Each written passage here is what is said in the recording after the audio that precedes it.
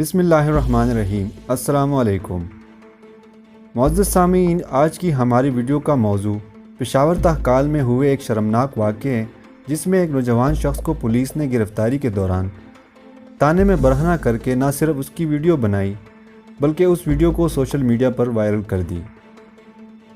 سامعین کرام، یہ واقعہ کیسے رونما ہوا اور اس کے بعد پولیس اور عوام کا رد عمل کیا سامنے آیا اور اس واقعے کے اصل ذمہ داران کون ہیں، اس کے بارے میں اس مختصر سی ویڈیو میں آگاہی کے طور پر آپ لوگوں کے سامنے کچھ حقائق اور متعلقہ اداروں کے سامنے کچھ سوالات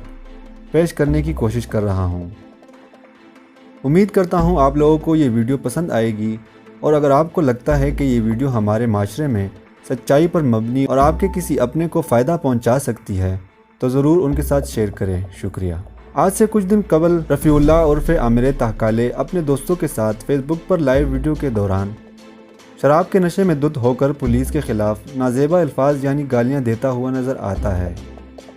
اور ظاہر کرتا ہے کہ پولیس کیا پاکستان میں کوئی بھی ایسا شخص نہیں جو اس سے پوچھنے والا ہو، جس پر پولیس نے بروقت کارروائی کرتے ہوئے مجرم کو گرفتار کر کے اس سے معافی نامے کے شکل میں ایک ویڈیو سوشل میڈیا پر جاری کر دی، جس میں عامر اپنی گناہ پر پشیماں اور شرمسار دکھائی دیا اور پولیس کے تمام اہلکاروں سے معافی طلب کی۔ یاد رہے کہ فیس بک پر اس ویڈیو کے وائرل ہونے کے بعد عوام میں کافی غم و غصے کا اظہار کیا گیا اور پولیس کے حق میں سوشل میڈیا پر مہم چلائی گئی، جو معافی نامے والے ویڈیو کے منظر عام پر آنے کے بعد سافٹ ویئر اپڈیٹ کے نام سے کافی مشہور اور عوام کی جانب سے پولیس کو خاصی پذیرائی حاصل ہوئی۔ مگر کل یعنی 24 جون 2020 کو ایک اور ویڈیو منظر عام پر آئی، جس میں عامر نامی شخص کو برہنہ کر کے اس کی ویڈیو بنائی گئی اور اس کے بعد اس ویڈیو کو سوشل میڈیا پر وائرل کر دی گئی،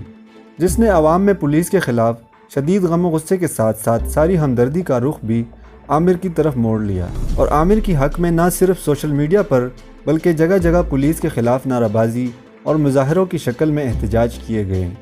جس کے فوراً بعد ہی آئی جی پی کا اس شرمناک واقعے میں ملوث پولیس اہلکاروں کو فوری طور پر معطل کرنے اور گرفتار کرنے کا حکم سامنے آیا۔ معزز سامعین، ایک کہاوت ہے کہ ہاتھ کی پانچوں انگلیاں برابر نہیں ہوتی۔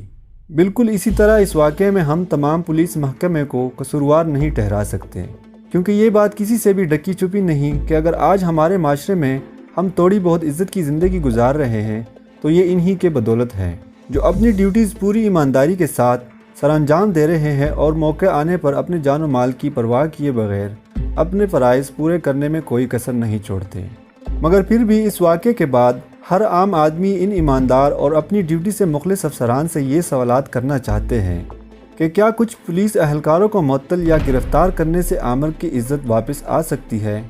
کیا ان پولیس اہلکاروں کی سزا واقعی میں یہی ہونی چاہیے؟ اور یہاں یہ سوال بھی کافی معنی رکھتا ہے کہ کیوں اس کرنل کی بیوی کے سامنے پولیس اہلکار چپ رہے، کیوں کوئی کارروائی نہیں کی گئی، جبکہ وہ عورت منہ پر ایک پولیس اہلکار کے سامنے اس کے آفیسر کے کپڑے اتروانے کی دھمکی دیتی رہی۔